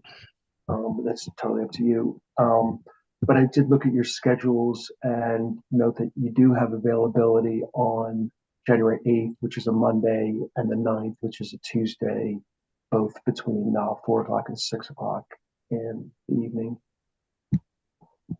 So those are options, or we could possibly do it later in the month the 26th or 29th. Later probably seems better, but Commissioner Plant, do you have preferences? Yeah, whenever works. It's good for me. Commissioner Gilman? You're on mute. Somehow you went back on mute. Sorry, thanks. Run those dates by me, Mr. Mendelson, one more time. It was like the 8th or 9th of January or something else. Yeah, or the January 26th is a Friday, or the 29th is a Monday. It appears that. So, I mean, to me, the fairly obvious distinction there is in the procedural schedule we received, it has answer testimony due January 22nd. So to the extent I think it could be valuable for parties, especially those with, an interest in the public's opinions on this, to incorporate any perspectives they hear. To me, that would probably err toward the 8th or 9th to be sure that to the extent they'd like to, parties could hear some public input before they submit their answer testimony and have 2 weeks to incorporate it into their answer testimony. So seems beneficial to me to go toward 8th or 9th if possible. All right, let's shoot for the 8th or 9th. Mr. Mendelson, if you can get that on our calendars sooner rather than later, that'd be great. Will do. Yeah. Ms. Dundas? I think it'd be beneficial if we just pick the 8th or 9th publicly, and then also confirm that will be a remote public comment hearing. Is that correct? Yeah, that's would definitely be remote. Okay, and then back to the scheduling of the hearing, remote or in person. Just for my own clarity, are you asking Mr. Mendelson to email the company offline, or are we going to set a deadline for some sort of filing the procedure? No, we'll do that informally, I would think. Okay. I think we want to hear from all of the parties. We don't just want to hear from the company to understand the feasibility or preference. So yeah, I think in the phase 2 rate case, better to do it more formally so we actually understand everyone's perspective. I'm happy to do that. I think in the phase 2 rate case, the company just reached out to everybody. Any preference? Yeah, it doesn't seem like there's any harm to just setting a deadline for, say, I don't know, 3 weeks from the mail date or something like that for another conferral filing from the company on opinions. Okay, I'm good with that. And I'm indifferent to the 8th or 9th. Commissioner Plant, any preference? Commissioner Gilman? We've got a public comment hearing the night of the 10th, right? Something else? On the TEP. So I'm somewhat indifferent. I would probably err toward the 8th, and then they're not kind of 2 nights right back to back with another public comment hearing and another matter. But that's not a strong preference, just maybe. Let's do the 8th, Mr. Mendelson, from 4 to 6. Okay, great. Thank you very much. That's all I have. And Mr. Mendelson, that can be an ABC order, setting hearing procedures and schedule. Great, thank you. Just one sec.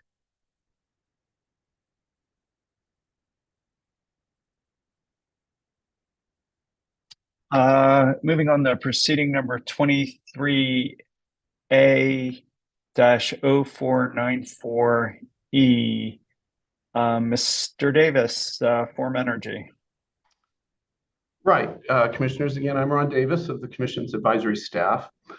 On October 4th, Public Service Company of Colorado filed an application for a CPCN to construct, own, and operate a 10 megawatt iron air battery project at the company's generating station in Pueblo, Colorado.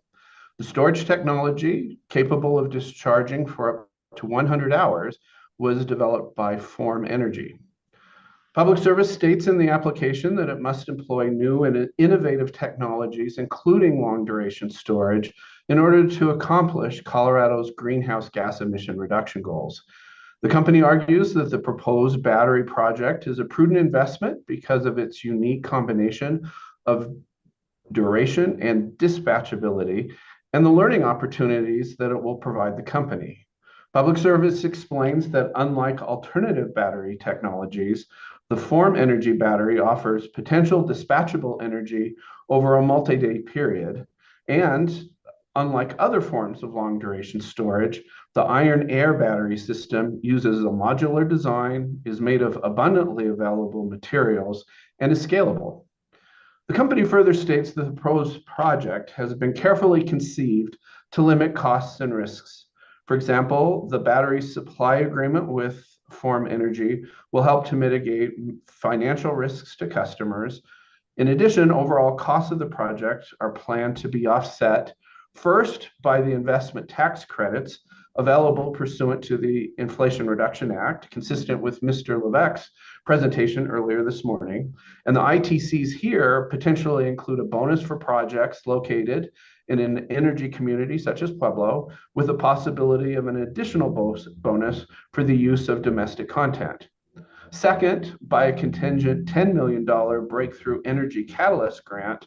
And third, by an up to approximately $35 million grant from the Federal Department of Energy pursuant to the Infrastructure Investment and Jobs Act, also discussed earlier this morning.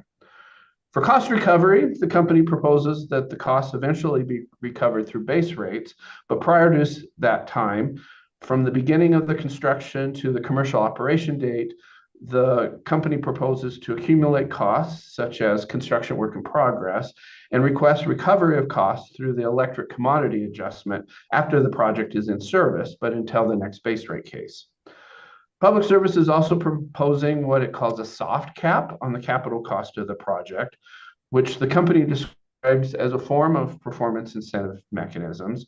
The company's cost recovery for the capital addition would be limited to the total project costs plus the accumulated allowance for funds used during construction, unless Public Service can show that incremental costs above that amount are reasonable, prudent, and beyond the company's control. The company proposes to begin construction in the first quarter of 2025, with an anticipated construction lasting approximately 7 months and an in-service date in the first quarter of 2026.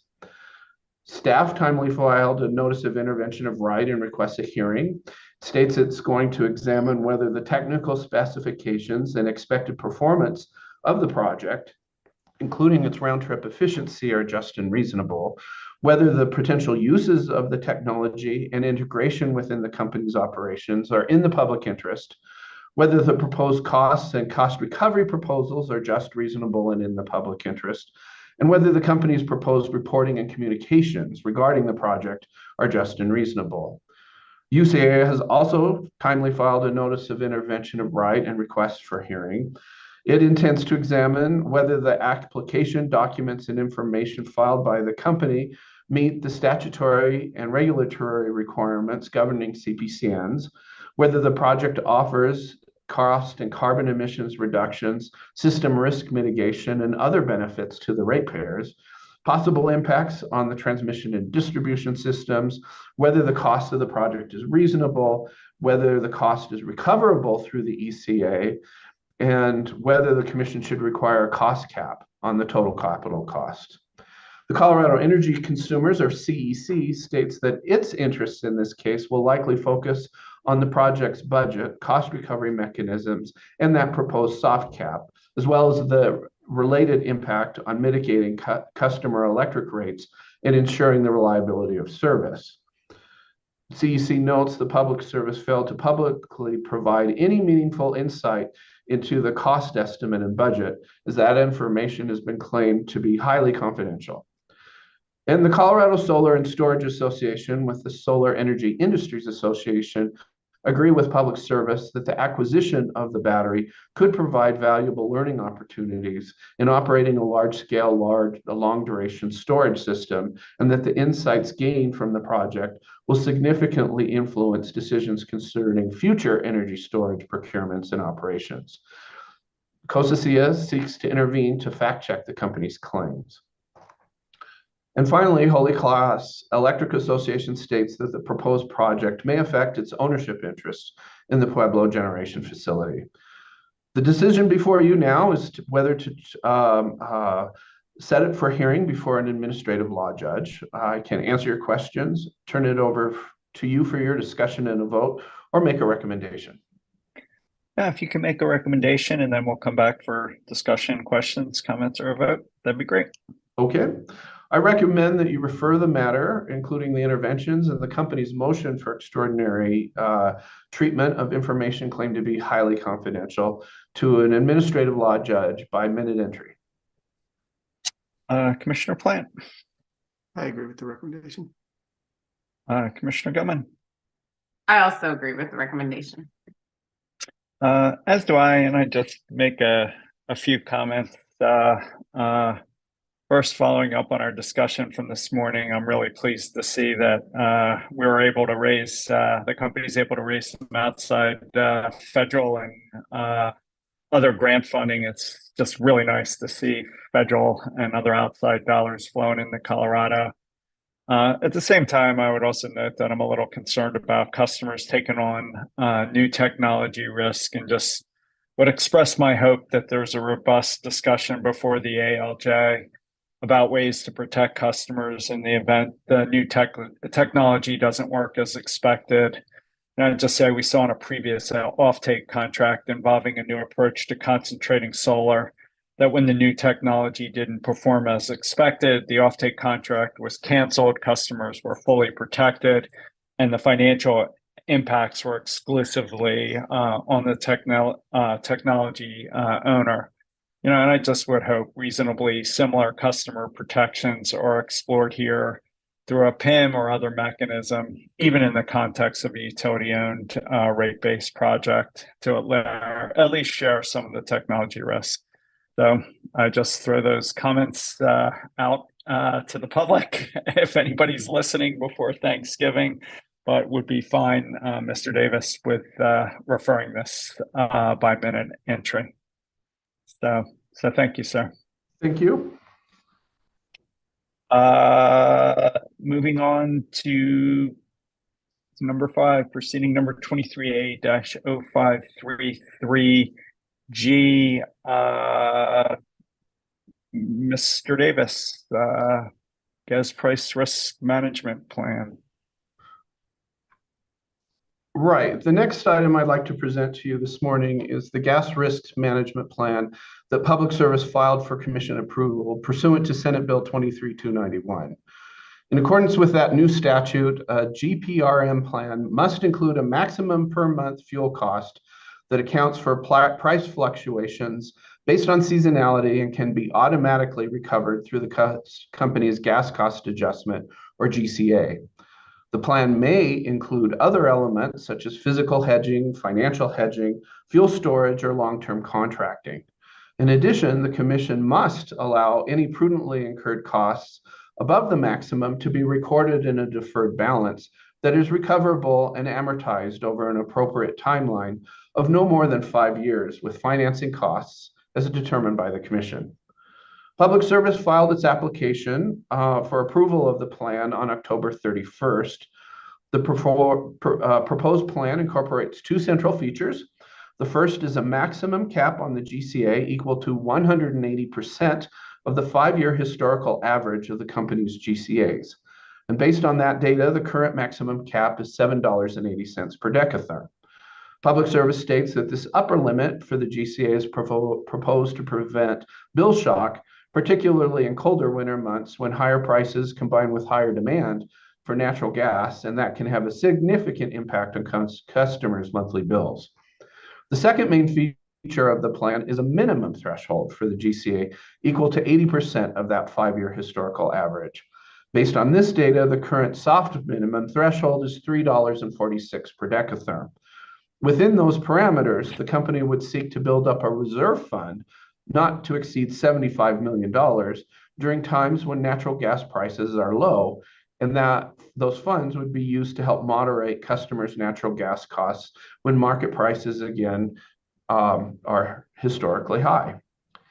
Public Service states that it developed this plan with support of the staff of the Commission and UCA, and that the company has also conferred with them on this application before it was submitted. The Commission provided notice of this application and established a shortened notice and intervention period with intervention pleadings due November 15th. On November 14th, Public Service filed an amendment to its application. The company explains that after further consultation with staff and UCA, it agreed again to confer with staff and UCA on or before January 15th of 2025 in the event the company seeks to continue using its extraordinary gas cost rate recovery rider for balances transferred from the deferred gas reserve tracker that is part of this plan. And recall that the EGCRR is collecting extraordinary costs from Winter Storm Uri in 2021. Public Service states that the contents of the original application, the proposed tariff changes, and the mechanics of the plan remain the same as initially filed, and that this amendment is not substantive such that additional Commission notice is required. November 15th has passed and no intervention filings were submitted. And so the application is before you unopposed. And this decision for you this morning is whether to grant the application and approve this inaugural gas price risk mitigation plan pursuant to Senate Bill 291. I can answer questions, turn it over to you for discussion, or provide a recommendation.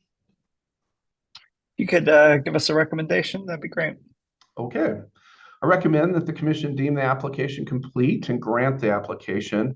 The proposed plan meets the statutory requirements of Senate Bill 23-291, and it was developed in consultation with staff in the UCA. The application is technically unopposed, such that the Commission can grant the application in accordance with Commission rules and statute. As required by the new law, the plan sets a maximum per month fuel cost that accounts for price fluctuations based on seasonality and can be automatically recovered through the GCA. The statute also does not preclude the adoption of that soft minimum for the purpose of establishing a reserve. And as set forth in the revised GCA tariff, approval of the application will cause the Commission to allow the prudently incurred costs above the maximum to be recorded in a deferred balance that is recoverable and amortized over an appropriate timeline. So in sum, the application filing sufficiently supports a Commission decision that the proposed plan is in the best interests of utilities ratepayers insofar as the plan is in the public interest. Advisors also agree with Public Service that adoption and implementation of the plan will allow for the contemplated protections from Senate Bill 291 to be in place prior to the next GCA filing, which will be effective beginning January 1st of 2024, and thus will be in place for most of this current heating season. The decision approving the application should include an ordering paragraph requiring a separate compliance advice tariff filing to implement the proposed changes to the GCA and to its extraordinary gas cost rate recovery rider as proposed by the company. And these tariff sheets could be filed as compliance tariffs on not less than 2 business days notice. Well, I just say I support the recommendation, and I really want to express my appreciation to the company, staff, and UCA for compromising and working out their differences prior to the application filing and in a way that implements some real customer protections prior to this heating season.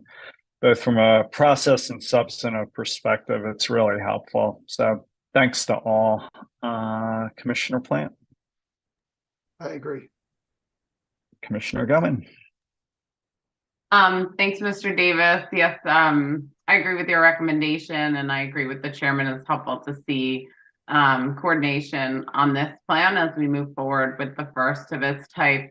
And I think kind of just to level set where we are on gas price volatility, essentially this plan will help to more or less buffer or smooth out the volatility in gas commodity prices as it comes into the utility in terms of what the end customer actually sees and kind of the speed and smoothness that the end customer actually sees in the volatility of those prices. I think it's also important to continue to point out in these discussions that we have no reach. This commission has no reach into the actual gas markets and the volatility being experienced there that then kind of more or less dictates the pricing that the utilities receive for the gas commodity pricing. So there will continue to be volatility in that market, especially as extreme weather continues to impact this commodity pretty specifically, especially in cold weather events, as well as an increasingly global market for natural gas, where world conflicts or other weather events far outside our borders impact that pricing. So just wanted to continue to kind of emphasize that. Obviously, we're here trying to do whatever we can to impact to reduce the impact to the end consumers. But this is largely kind of a smoothing and volatility mechanism in terms of what the end customers actually see. The actual reasoning underlying gas commodity price spikes are well beyond really the reach of this commission, and I think continue to be a concern for me, as eventually customers do pay for these, but this mechanism will really help with some predictability and cost as we move forward in terms of how those price spikes are dealt with. So for what it's worth, I think that's always kind of helpful perspective to have in these discussions about what we are doing, what we can do, and what we can't do at this point in time. But I agree with your recommendation.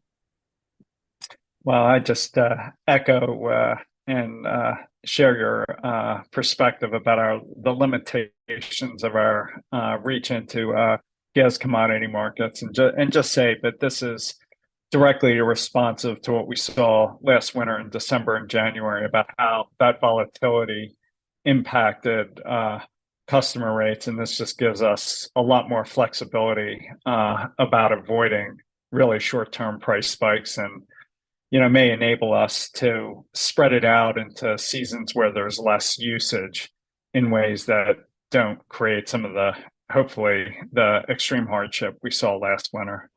So with that, I think, Mr. Davis, it can be an ABC decision deeming the application complete and granting it as amended. Thank you, commissioners. That's all I have. Thank you. Proceeding 23D0547E, Ms. Dundas, not Ms. McLaughlin, pinch hitting. EV rebate programs for IQ income qualified customers in the TAP. Ms. Dundas. Thank you, Chair. Good morning, Commissioners. I'm Lindsay Dundas of your Commission Council, and for discussion today, as the Chair just said, is petition for declaratory order filed by CEO on November 3rd. In its petition,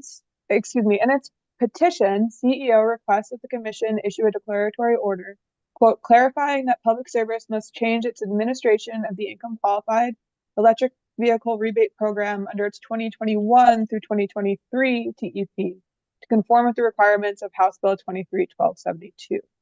CEO reports that Public Service, Boulder, UCA, SWEEP, EOC, the Environmental Justice Coalition, Denver, and Tesla, which were all parties to the 2021 TEP, each support the petition.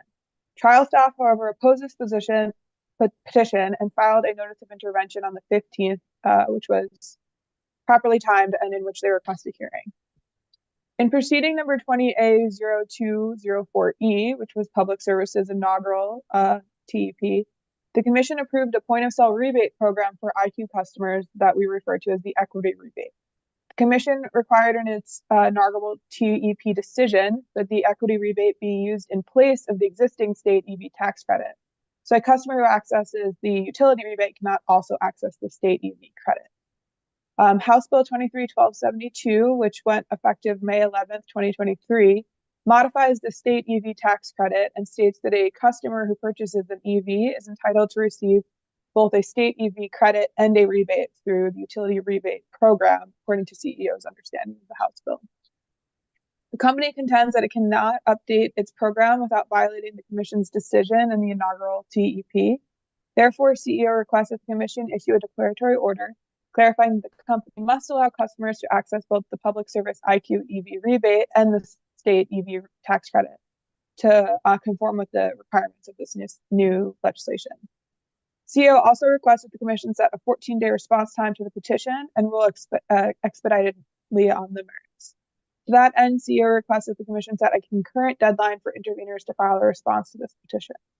So for decision today are a few procedural determinations. First, the commission may entertain a petition for declaratory order to terminate a controversy or remove an uncertainty regarding a tariff statute, commission rule, regulation, or order pursuant to Rule 1304F. So for decision today, first is whether to accept the CEO petition, and I can provide a recommendation. Yeah, if you could provide your recommendation, that'd be great. We recommend accepting the petition so that the commission has an opportunity to review the legal question presented by CEO and order the company to change its rebate offerings if or as appropriate. Commissioner Plant. I agree with the recommendation. Commissioner Goman. I also agree. As do I.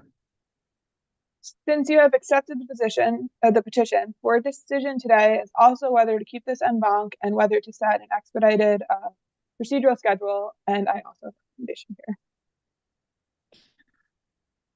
Yeah, if you can make your recommendation, that'd be great. Sure. So we recommend keeping this petition en banc because the legal question presented is limited in scope and should not take too much commission time or resources to adjudicate. We're also mindful of the time frame of the ongoing TEP and the need to decide this in due course. We also recommend setting a concurrent notice and intervention and response deadline of 14 days from the mail date of this decision, and then setting a deadline for responses to the initial comments 7 days following that initial comment deadline. We recommend stating in the decision that as to whether to have a hearing, we recommend stating that the decision as to whether to have a hearing should be delayed until after the commission receives the initial and response comments, and that prospective parties can, if they believe a hearing is necessary, include that in their initial comments or state whether they think the matter can be decided on briefing alone. Ms. Dundas, I'm hoping we can decide this on the papers and not do a hearing, given everything else we got going on this winter between the phase 2 of the Public Service Company ERP, the rate case, and the TEP. So do you have some confidence this can be resolved likely without a hearing? I do have some confidence, not to prejudge what will be in the initial comments and responses, but I do think it's a fairly limited issue that would be best explained through written briefing. I would be surprised if a party thinks a hearing would be helpful for the commission, but would recommend giving them an opportunity to explain that. Might be a heavy lift to convince me, but Commissioner Plant. Yeah, I agree. Commissioner Goman. I agree with Ms. Dundas's recommendation. As do I. So that's all I have. So I think I heard an ABC order accepting a petition, setting a combined response and intervention deadline for 14 days from the mail date, a response deadline 7 days from that, and highlighting the commission's interest in completing this through briefing. Yeah, and as you say, that can be an ABC order. So thank you, Ms. Dundas. Thank you. With that, any final comments before I wish you all a fantastic holiday and thank everybody for doing this on the Wednesday before. Commissioner Plant. Yeah, just happy Thanksgiving, everybody. And I do want to mention we had the second workshop in our BPP gas DR RFP M docket yesterday, and that video is up on the YouTube channel for anybody who missed it, who is interested, and had really great participation. So thanks to everybody who participated. Thanks. Must see TV. Commissioner Goman. Thank you for the update on that. Very helpful. And yeah, I'll beat the chairman to it. Happy Thanksgiving to everybody. Really appreciate everybody's work. I know we're at an incredibly busy time for not just the commission and our staff, but also all of the stakeholders, the utilities who participate here. And I hope everyone gets a much deserved break tomorrow with friends and family and gets to enjoy the holiday. Thank you, Commissioner Goman. Happy Thanksgiving to all. Appreciate everybody's efforts. And with that, we're adjourned. Thanks all.